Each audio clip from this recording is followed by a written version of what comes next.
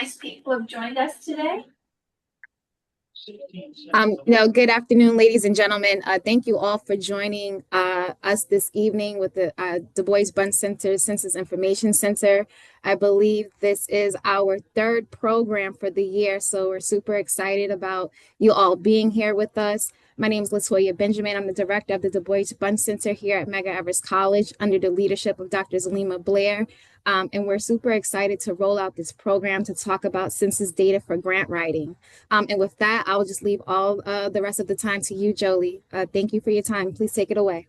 Okay, we have plenty to do and plenty to share. I'm just going to start the slideshow from the beginning. And I've got a handy dandy other laptop to make sure I know what my exercises are. So we are going to, this is our third presentation, right, Latoya? Dr. Blair, here we are. This is session number 3. And yes, session number 3, exactly. Yep. Session number 3, we're thrilled to be doing a whole suite of these, 1 year's worth. So I believe next month we're going to be focusing on employment data, and Latoya and Aaron will be sending out more information about that. So let's start by me telling you who I am. My name is Joli Golden, and I'm a data dissemination specialist for the U.S. Census Bureau. I'm just pouring my tea here so that you'll be able to hear me the whole time.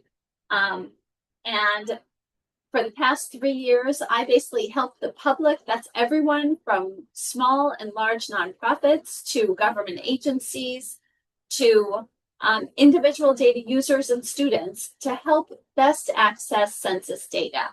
And we're going to do some of that today, but it's really exciting to be here with you. I also spent 2.5 years working on the 2020 census. So for those of you who helped us count everyone once, only once, and in the right place, including the staff at the Du Bunch Center, I thank you all for participating in the decennial census.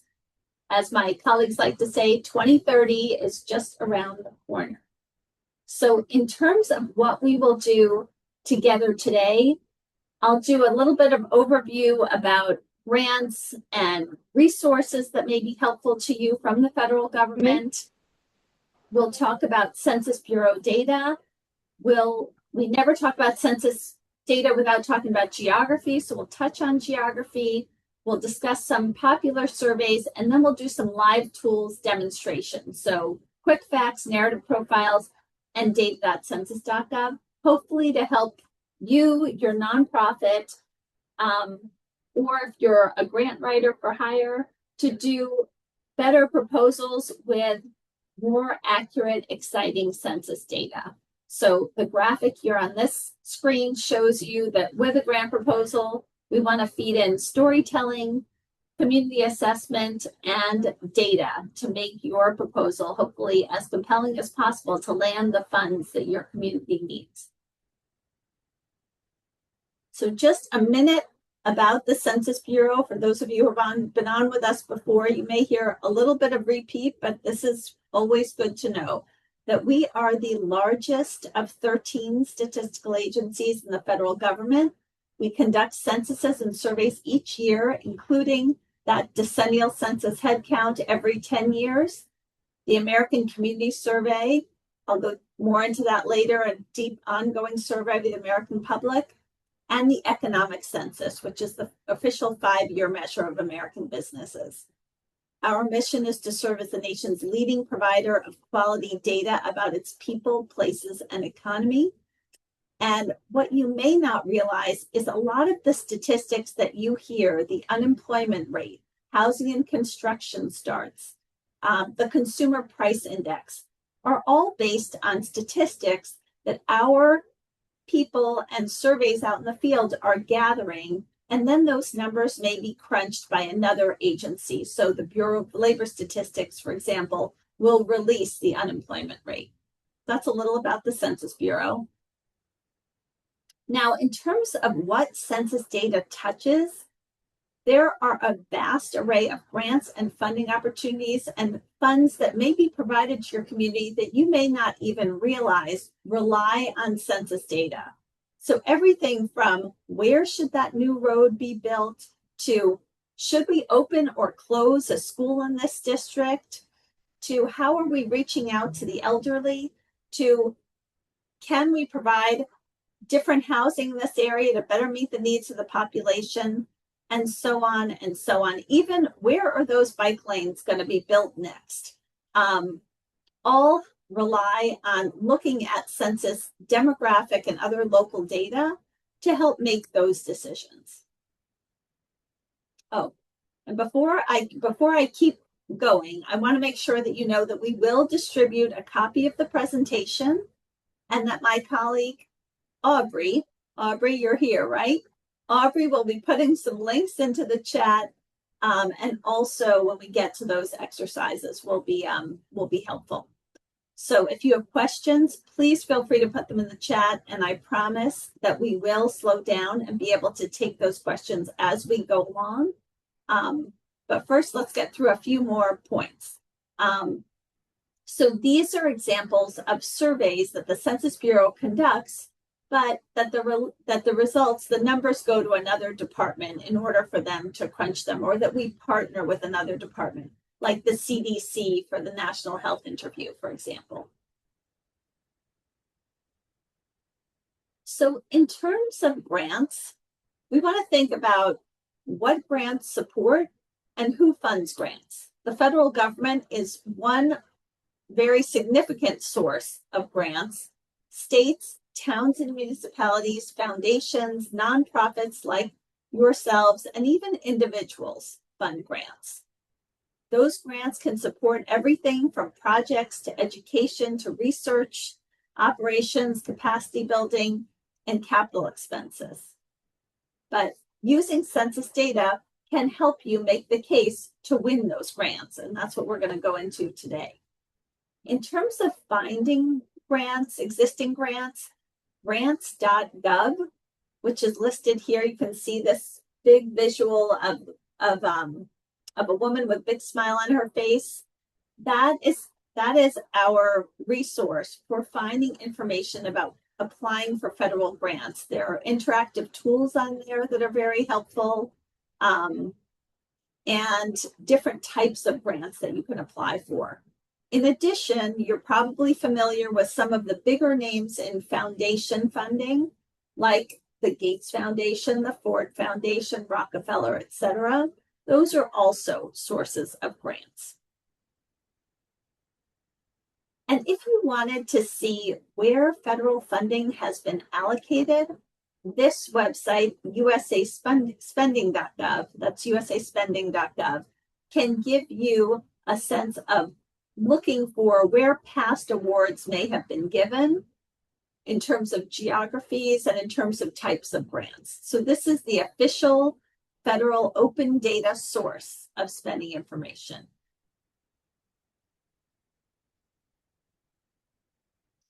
Now, in terms of creating a winning proposal, and the grant resources in this part of the presentation were all provided by a colleague of mine who did 20 years worth of successful grant writing up in New Hampshire before she became a data dissemination specialist.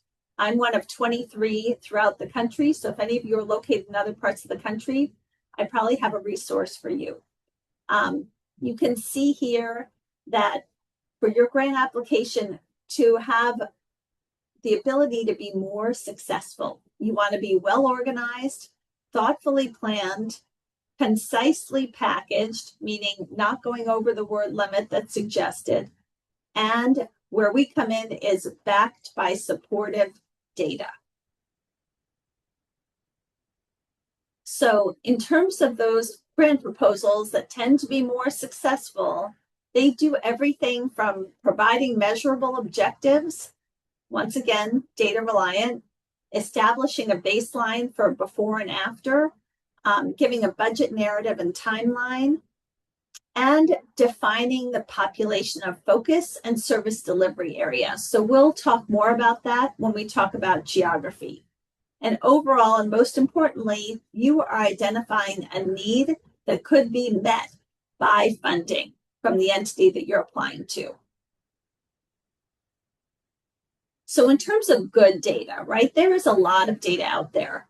In terms of good data, the Census Bureau provides data like, say, the American Community Survey at a 90% confidence interval, which means that we have great confidence that plus, at the 90% level, we are providing data that you can be completely confident in. We also provide margins of error for data on surveys like the American Community Survey. So you can look to see if there's a very high margin of error, it may not be as reliable, and you may look to go to a larger geography, for example. But that good data comes from a reliable source. We're viewed as a very reliable source. It's presented clearly. It's relevant to the need that you have identified.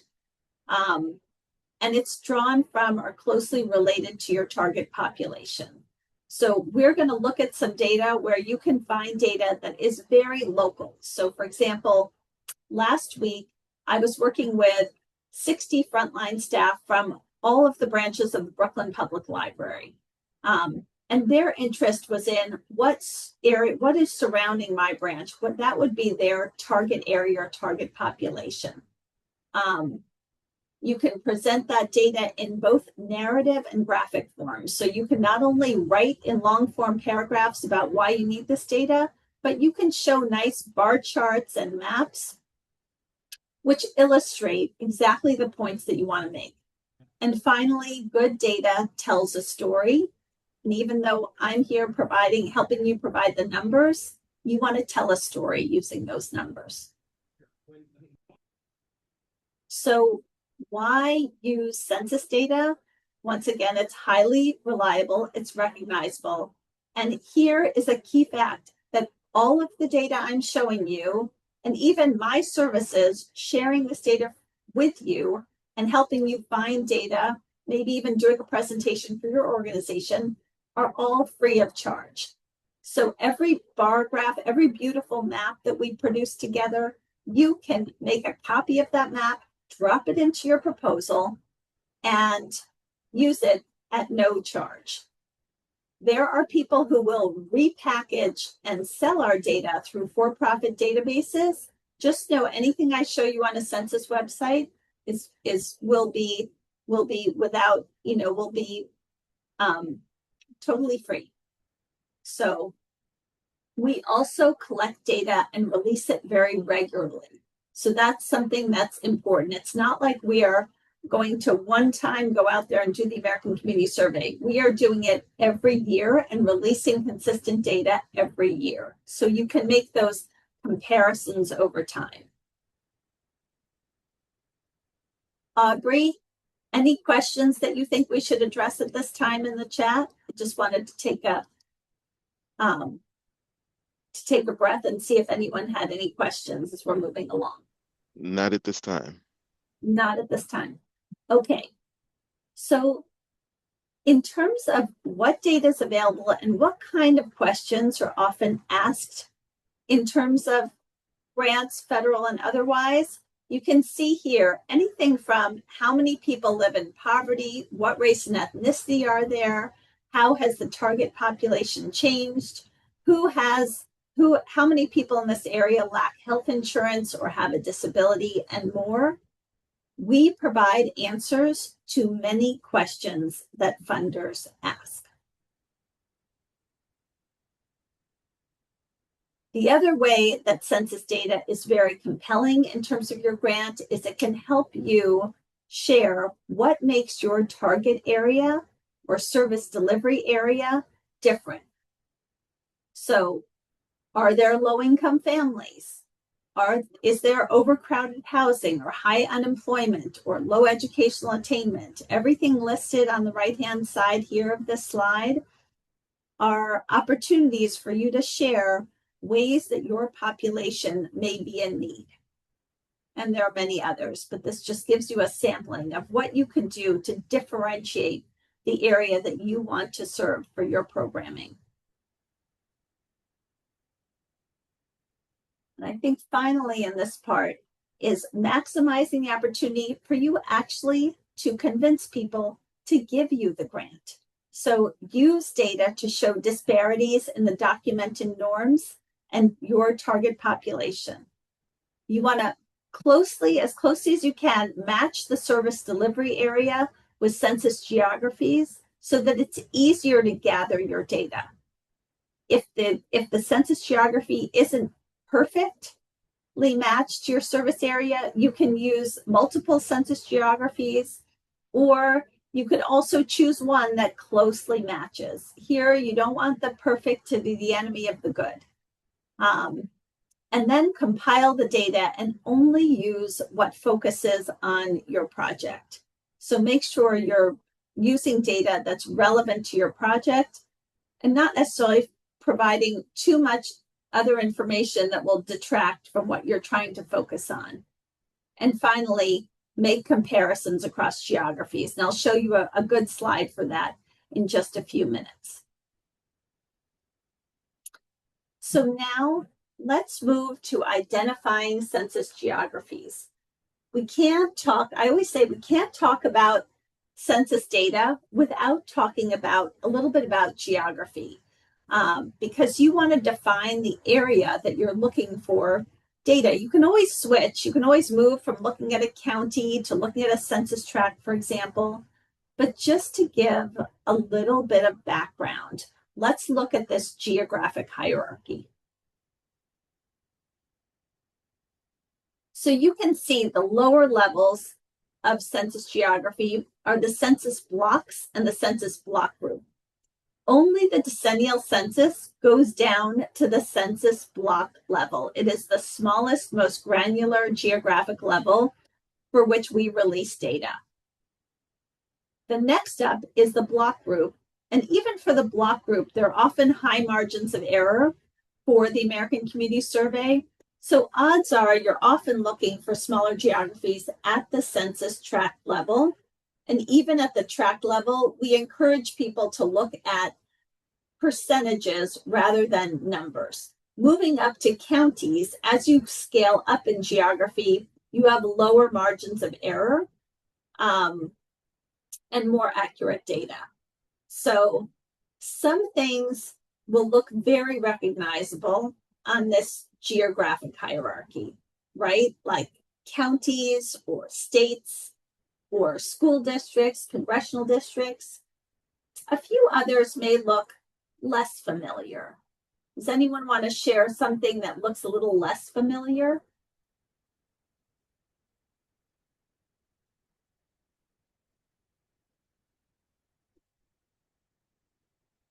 I see Aubrey anyone want to put into the chat? Anything look less familiar in the geographic hierarchy, like a geography you kind of haven't seen before?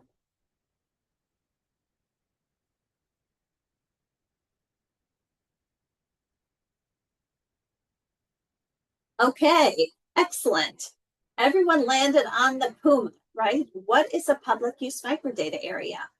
Well, public use microdata areas, like census tracts, are a census geography. They are areas of 100,000 or more that subdivide a state. The nice thing about public use microdata areas are that you can find the most recent 1-year American Community Survey data for those public use microdata areas. The other nice thing about public use microdata areas, or PUMAs as we call them, are that they map to community board districts in New York City. So you won't see on this hierarchy neighborhood, right, or community, but that PUMA geography can help you look at, say, certain areas. You can see where it'll subdivide the city, and because the city is so densely populated, that really corresponds best to neighborhoods. Places is another geography. That stands for cities, towns, villages, hamlets. You can find all of those under place. Zip code tabulation area in the upper right-hand corner is our way of saying zip code. So it is literally, if you took a bird's eye view of where your postal service worker went, that would be the zip code tabulation area. And it's just our trademarked way of saying zip code. And sometimes it's referred to as ZICTA, ZCTA. So this gives you a little bit of geographic baseline. And just know that some of those geographic boundaries may change over time post-decennial censuses. So after 2020, you might have seen new census tracts come up. And just know that comparing decade to decade, you may want to be a little careful.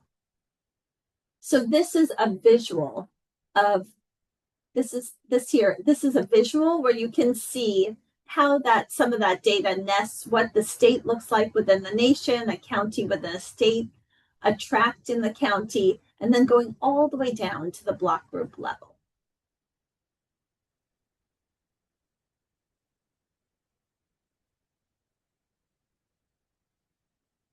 Before, we talked a little bit about identifying your target area, right, for your grant. And here is where you can see how you can use geography to highlight need. Now, I could have chosen any census tract or any county.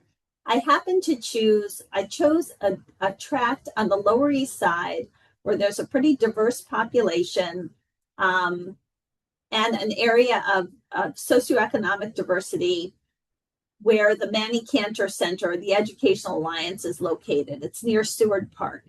And what you can see here is when I look at New York County, okay, it's a huge population, but also the percent of people in poverty is pretty low. When I look at that census tract, the percent of people in poverty jumps much higher, as does the percentage of families with food stamps who are collecting nutritional benefits. The median family income, much lower than New York County. So if I were applying for certain types of grants, the census tract level data would be far more compelling to a funder than the overall Manhattan geography. Any questions on this? So this speaks to why it's important to look at different geographies in your target area to find where you may find more compelling statistics in defining your program area for the grant or what you're appealing for. Now let's move on to a little more about census data. So this is a slide about the decennial census. You can see there's a pretty small amount of information that was collected. After 2000, we started using a short form of the decennial census. So basically a limited number of questions, 1 page. This past decennial census in 2020 was remarkable for its digital transformation, where we collected people's data, not only online, but also by phone, by mail, and in person. And it's point in time data. So this is a look at the point in time of April 1, 2020, and it is the official population count. So everyone on this call, we were all counted in 2020. After the year 2000, we started to reevaluate because there used to be a long and a short form of the decennial census before 2000 and before. And we decided to create an ongoing collection of data about the American public that was really deep. So instead of just every 10 years, reaching out to 18% of the population and collecting all of this wonderful information, we now get a year-over-year look at that data where we randomly sample every county in the nation over a 12-month period to a sample. We send out the survey to a sample of 3.5 million addresses. We get about 2.2 million back, and then we tabulate estimates based upon those survey responses.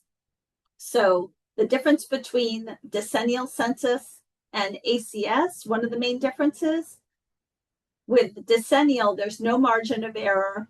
That's accurate information at the national level. The American Community Survey, we get back a certain number of responses, and then we produce estimates based on those responses. We produce 1-year estimates, 1-year supplemental estimates, and 5-year estimates. For the most part, on data.census.gov, which we'll see in a little bit, you'll be looking at either 1-year or 5-year estimates.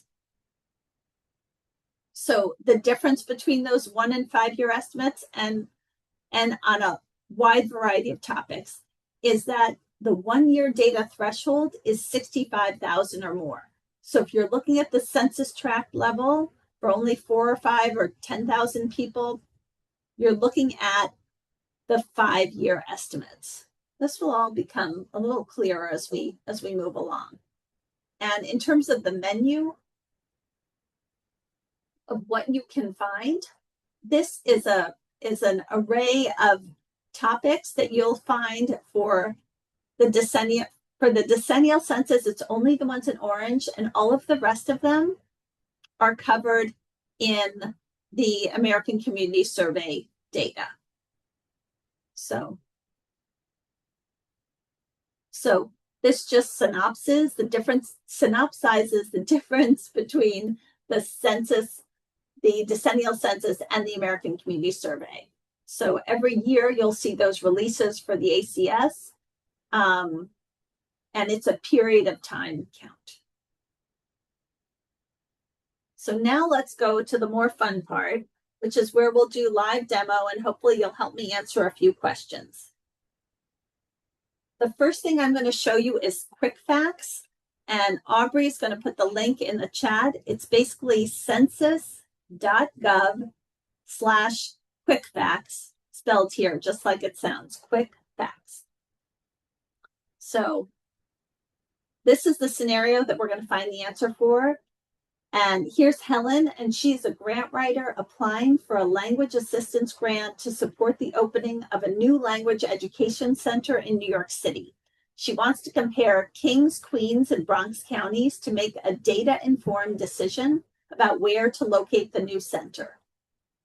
She's going to use a tool called Quick Facts, which you can use for any place, state, or county that has a population of 5,000 or more, and you can compare up to 6 geographies side by side.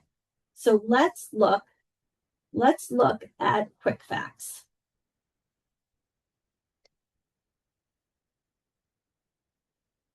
This is not what I have to see. So let's go to census.gov/quickfacts. And here comes Quick Facts. Now, hopefully you're able to type, jog, run along with me. This is easier to see on a computer or a tablet. I believe you can access it on the phone, but the next tool will be better on the phone. So I'm going to put in Bronx County, and then it gives me a lot of choices. Make sure to select the one for your geographic area. For us, it's New York.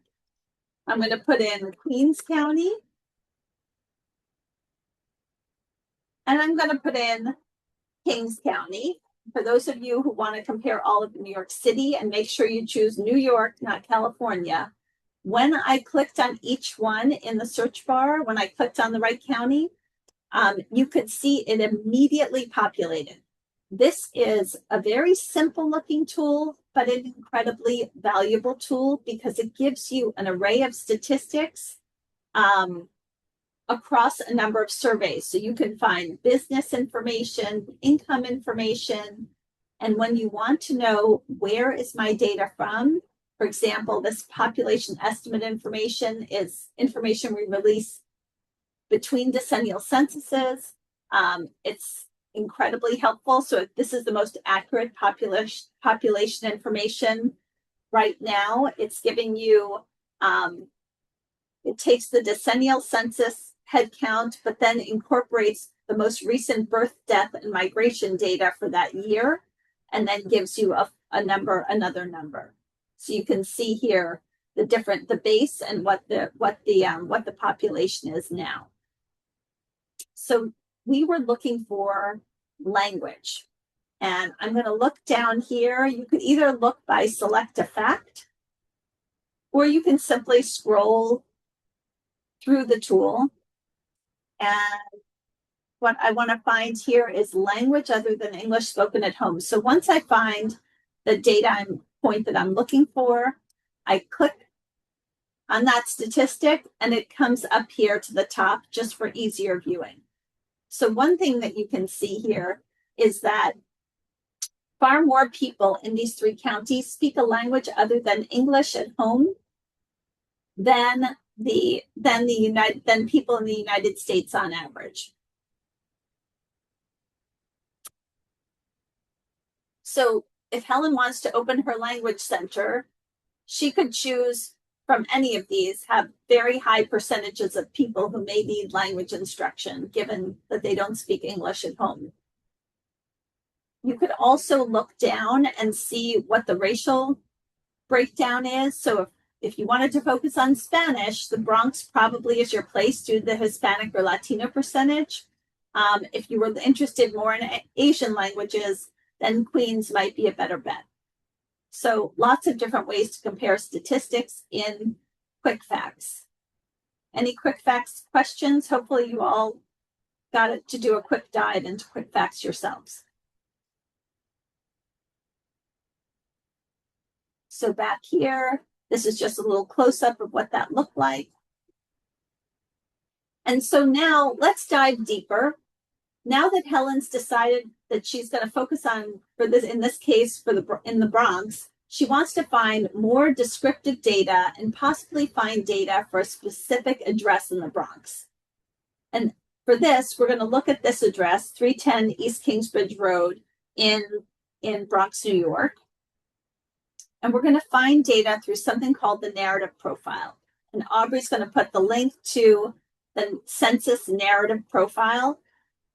You can look for these links on our website. We have a whole list of about 50 different tools.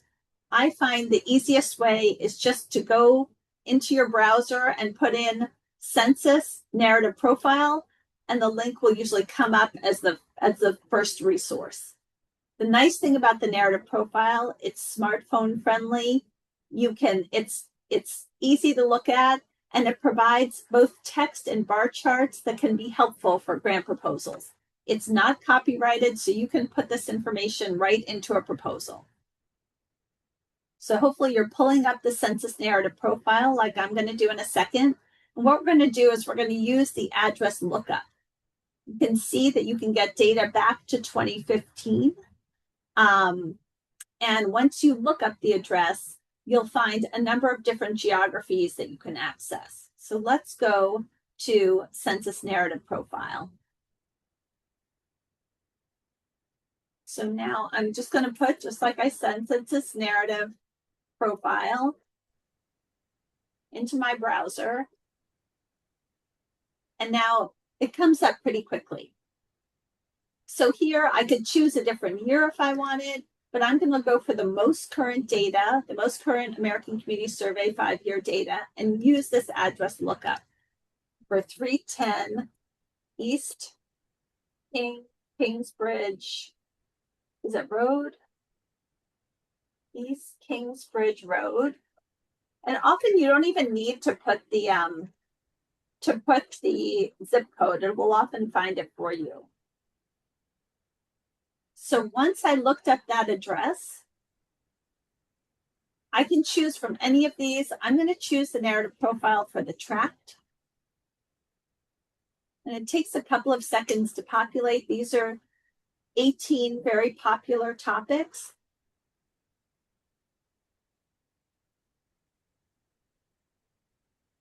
And you can see that there are many different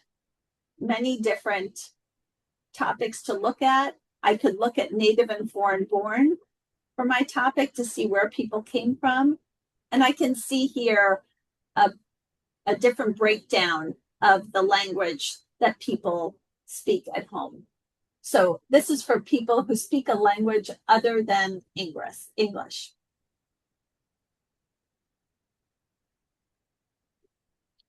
And 42% of people in this tract reported they do not speak English very well. So they'd probably be good candidates for language classes. And then just know that in this tool, if you click on the table view, you can open or close the table view. And these are your results. If you scroll down, I just wanted to point out that here you have what we call a population pyramid.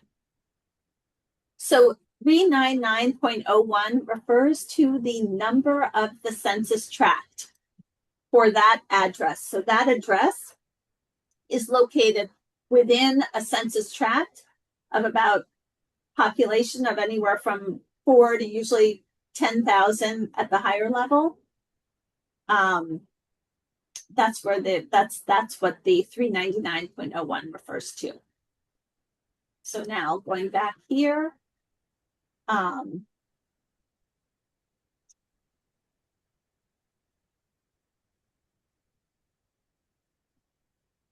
so here we are, and this is just an example. If I wanted to copy the information, I could just drop it into my grant proposal just like this, but I would want to credit that this was from American Community Survey 5-year estimates.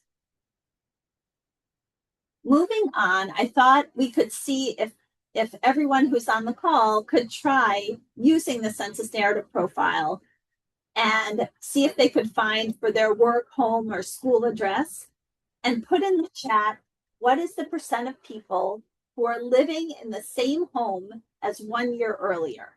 And this data is under geographic mobility.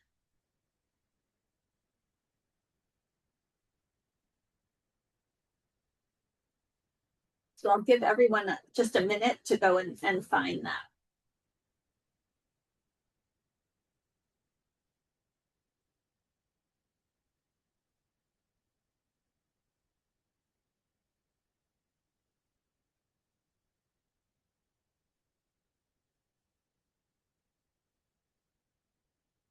Okay, Assad, you're the first one to chime in. So it's always interesting to see this statistic because it makes you more cognizant of how many people may remain in place in your neighborhood or area. If anyone else wants to drop their number into the chat, that would be great.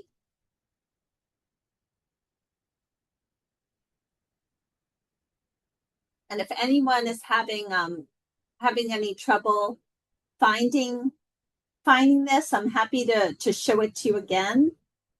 But basically, and I don't know if anyone is using the phone, but basically you want to go to Census Narrative Profiles and you'll land on this page and click where the orange address lookup is.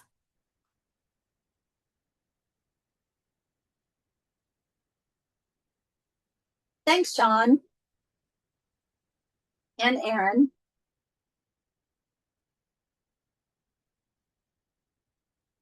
So now everyone, as they move along, can keep looking, but I want to take you to data.census.gov because that's another very important resource. We sort of are in a phase of walking, of walking before we run here. And now we're going to get to more advanced data search using a more advanced tool, which is data.census.gov. So data.census.gov provides, it's a resource that provides data about multiple surveys going back over time. You have access to detailed data tables, to thematic maps. We recently added charts, which are a lot of fun and very helpful. And of course, lots of detailed data tables. So what you're seeing here is the landing page for data.census.gov, and Aubrey will put data.census.gov into the chat. And you can see that we actually just refreshed this page. So for those of you who may not have visited in a while, what you'll see is that you can search in a single search bar, you can search by address, and you can explore filters for advanced search.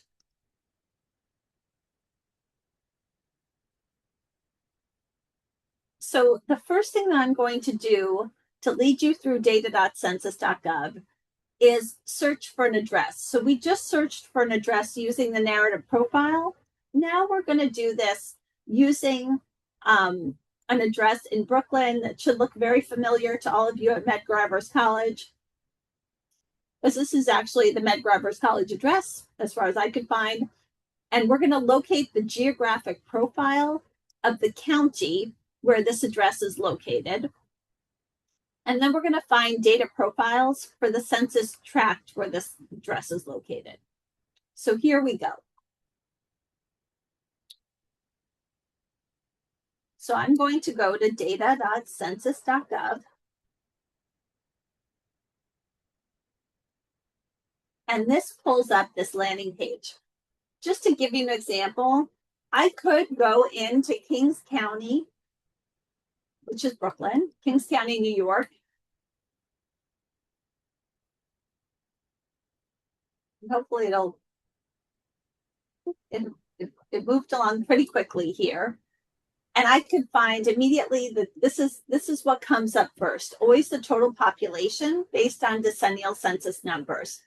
But then it also pulls up over 3,500 other data sets. So I'm going to share with you how we're going to narrow down that data in order to find data that you may need. One popular profile to look at is this profile on the right. This will come up at certain geographic levels, including county. If you click on that profile, this county, this is called the geographic profile, as opposed to the narrative profile that we just saw. You'll see a representation on a map. And also, this sometimes takes a minute, couple minutes, usually around 30 seconds, it'll populate. But what you'll find here is many different key statistics that you can go and just with hyperlinks to different tables, including, and it lists, for example, whether it's from the economic survey. From the economic survey, this is from the business patterns, or from the ACS, or from the decennial census, and more. And in here, you'll also get more and more tables on different topics. So this geographic profile is a popular one. But what we wanted to do, I'm going to data.census.gov, what we wanted to do first, I thought we'd search by address. So we're going to put in, and we just made this more prominent on our site. So we're going to put in 1650 Bedford Avenue. And then Brooklyn. And I believe this pulled up too without the zip code. Let's try it. It did. Well, just in case you don't know the zip code, it's something you can try entering without the zip code. I could look at county level data. This gives me a sense of where this address is located, but I'm going to pull it up for census tract. So there's that 325 number. That's the census tract number. Once we get to this tract, you can see there are many different tables. For example, I can click on this data profile table. These are deep tables with a lot of different information on them. Often when people are first looking at census data, I will take them first to the data profile table. So another way to look at data profile tables is to use the filters on the left-hand side. So here I went in by looking by address, but then I can modify my search based on filters. I can also add other census tracts. But here, I just wanted to show you that you could go into American Community Survey, 5-year estimates. You could look at data profiles.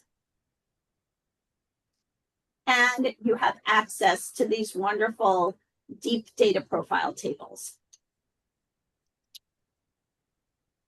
So here's economic characteristics, including commuting and deep housing data. So I'm going to actually drop this link into the chat so you could see it if you wanted to take a look at it later.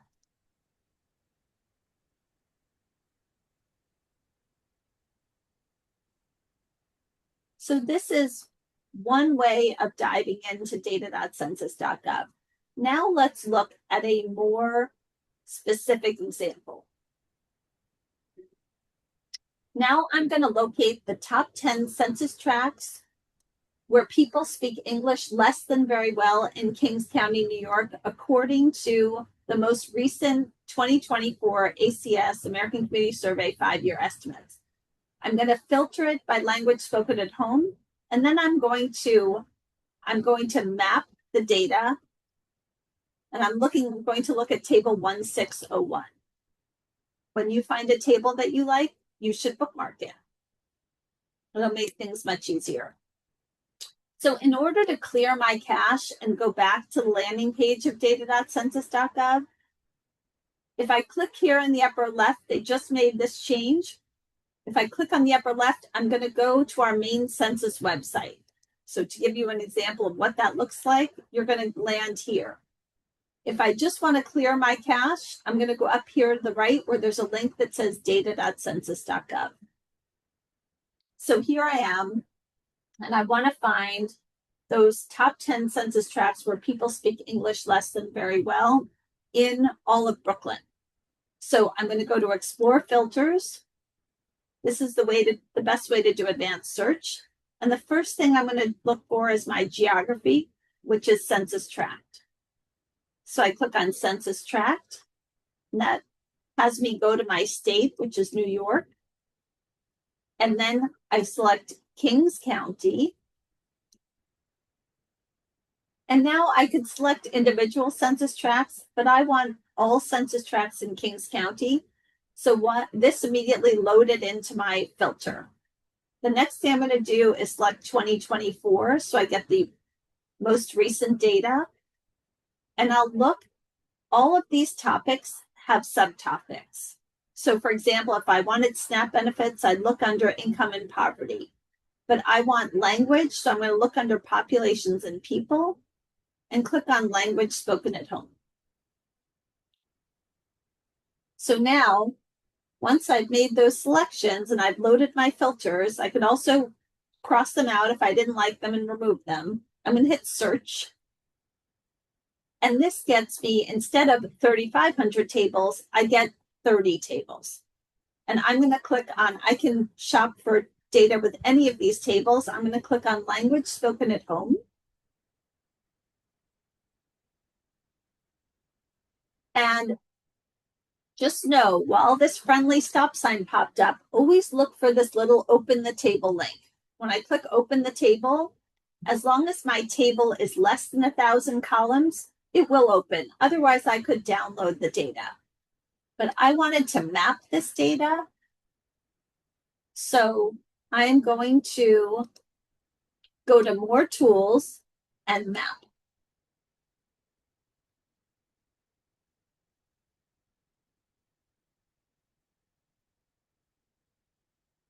So this gets me to a really nice map of Brooklyn with a thematic map with a legend over here on the left. But I don't want people who speak English very well. I want to change the variable and look at people who speak English less than very well. So I changed the dimensions. I could also add another variable here, but right now I'm just going to look at here where the percent of people who speak English less than very well. And I wanted the top 10 census tracts. So I'm going to look at, first of all, I'm going to look at classes, which gives me a histogram and allows me to manipulate that legend on the left. So you can see now I'm really focused. And the deepest blue, I'm going to make the color, I'm actually going to make the color green and make it more opaque. So I'll make those darker. This will allow me to zoom in and really look and see where are those census tracts where people are speaking English less than very well and how maybe could I help them. So if I wanted to add boundaries for community board districts, I could go to those public use microdata areas. I just clicked on boundaries and I'm going to click both the bar and the word public use microdata area. So now we can see, you can see that Borough Park in Kensington, this sort of borders Sunset Park and Windsor Terrace too, and where those other areas may be located where people could use help in terms of language assistance. Any questions with this demonstration? And Aubrey, thank you for putting that link in the chat to the map. Okay, so far it's a quiet group. Feel free to put your questions in the chat if you have them. Or to unmute. So here's an example. This is what we just looked at. And now I have an exercise that you may wish to do. This will get your hands wet in data.census.gov. So we have about 7 minutes. So I will, Aubrey, can you put the exercise into the chat? And what I will leave up here, you're going to find, this is pretty fascinating. You'll find the place of birth for the foreign-born population across all states in the United States from 2024. And look at this table B05006 and map where people from the Ukraine are living. And then you can change the variable to Venezuela and show what state has the highest population of foreign-born population from Venezuela. So these are the steps. And I'm going to give everyone a few minutes and see if you can try walking through this example on your own.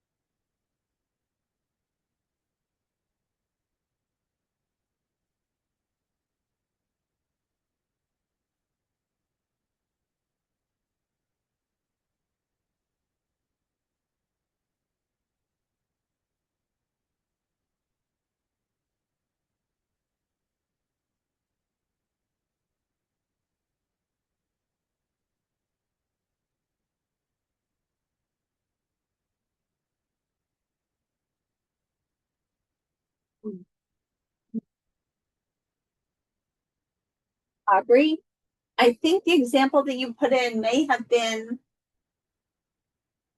this should be for exercise number 2. I think you might have given them a different exciting example.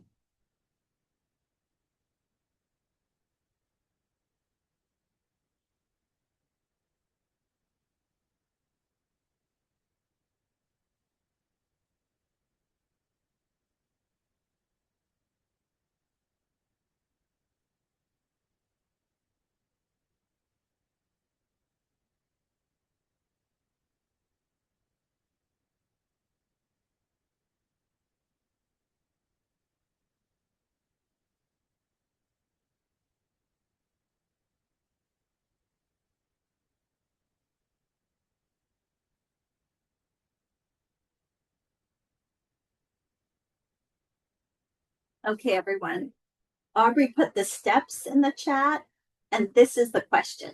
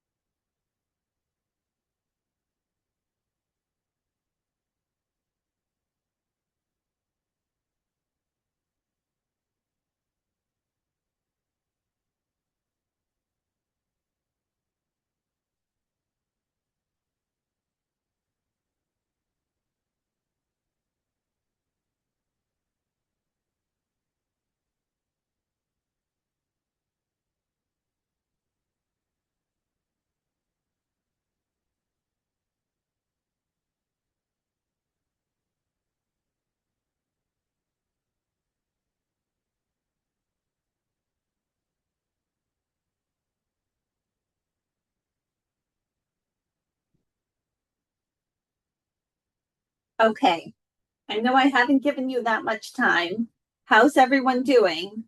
Did anyone the find the say the top three states where people from the Ukraine are living?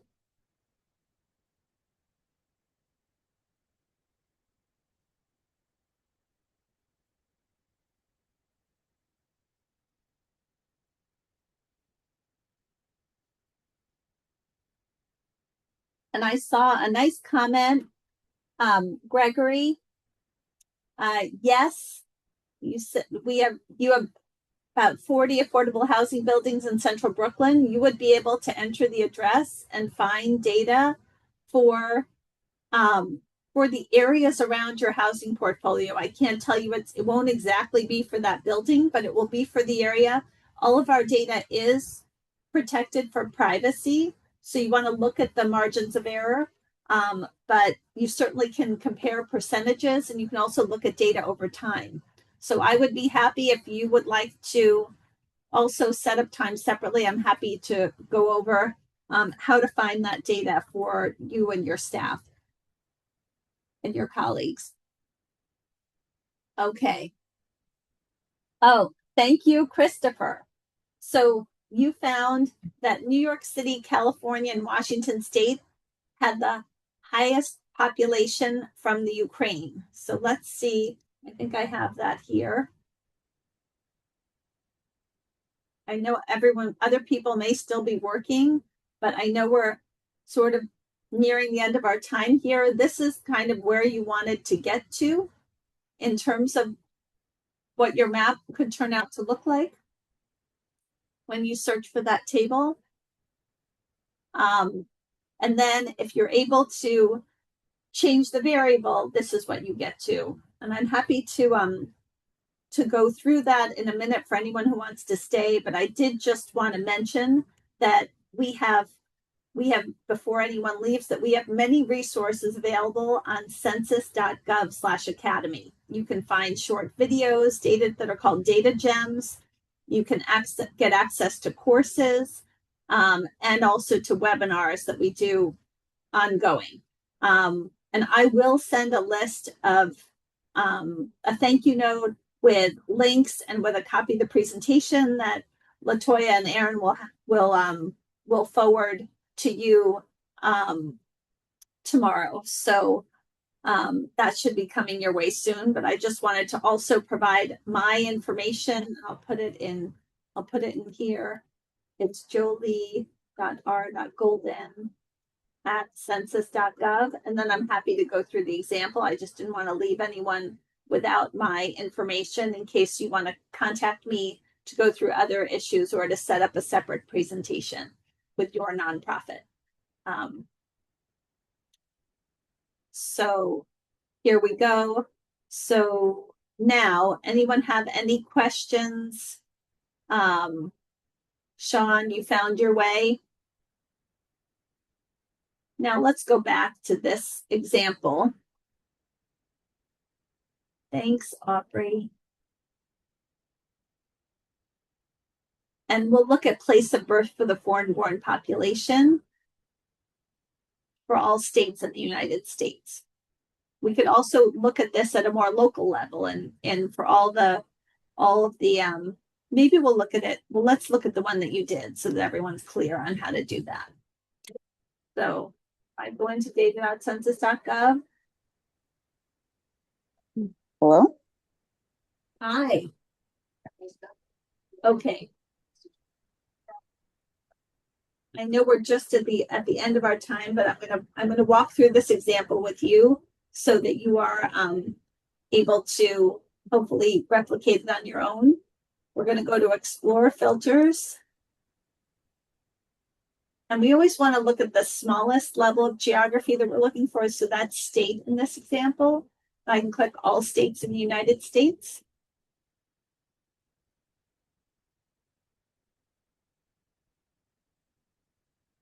And then 2024.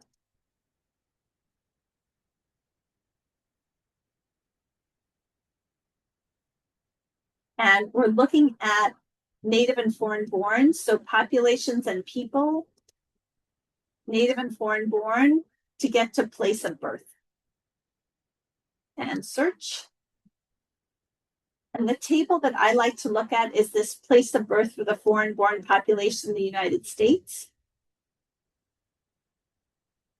And you can see when I bring this up, a lot of my states aren't populating. That's because I need to use the 5-year data set. Probably for data privacy reasons, we suppress data in certain states where there aren't enough examples for us to populate the data. So from here, I wanted to map the data. And here comes my map. And then we were looking for the Ukraine, right? So it was in the table, it was in the table drop down. And now I'm going to click on it here. I clicked on this down caret arrow. And that brings me to this. That brings me here to my map. And then if I want the top 3 states, yes, I could click on these different states and see which ones are most populated. Or I could pull out the histogram, which is a little, whoops, oh, I went to a chart. The chart also is fun. But let's go back to the map. So I could go to classes and then modify the histogram. I could modify the color. As I drag this, you can see that my legend changes, and that's what brought us to Washington, California, and New York. And then if I wanted to change things around to show Venezuela, come on, Venezuela. Let's figure out. Actually search for it here.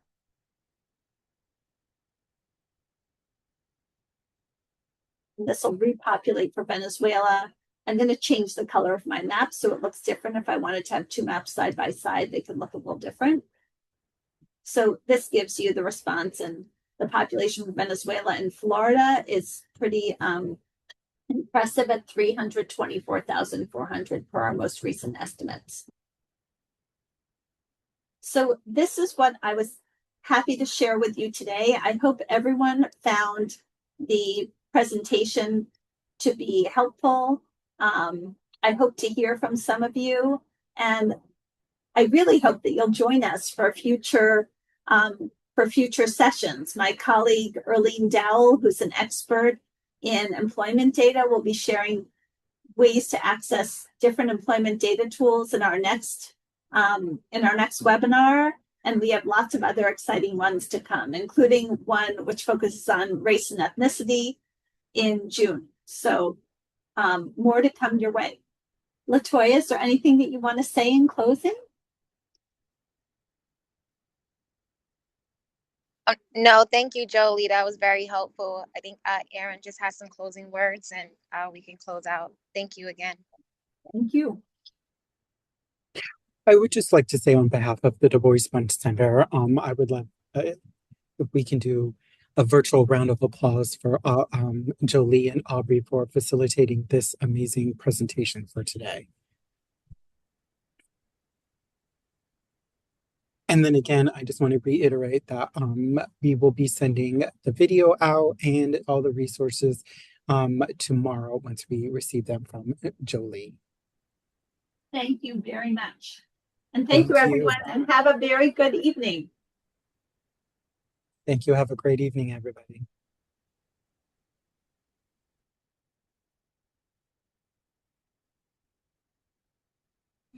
Thank you.